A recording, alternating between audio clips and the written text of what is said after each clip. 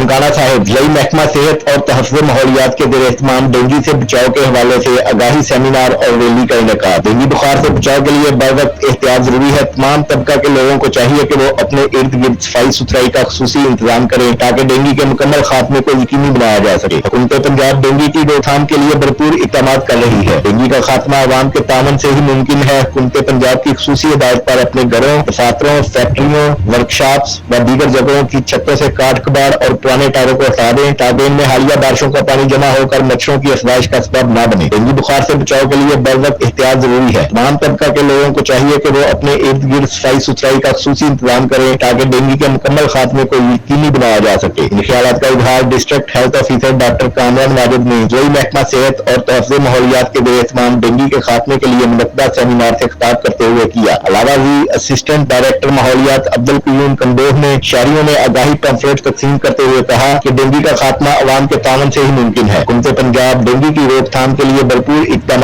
कर रही है। बारगाह डेंगू से बचाव और एहतियाती तदाबीर पर अमल दरामद के सिलसिला में आगाही रैली का एहतमाम भी किया गया, जिसकी क़यादत district health officer doctor Kamran Wajid ने की। आगाही रैली में महकमा सेहत के अफसरान व अहलकारान समेत असिस्टेंट डायरेक्टर माहौलियात चौधरी अब्दुल क़य्यूम व दीगर ज़िली अफसरान ने शिरकत की।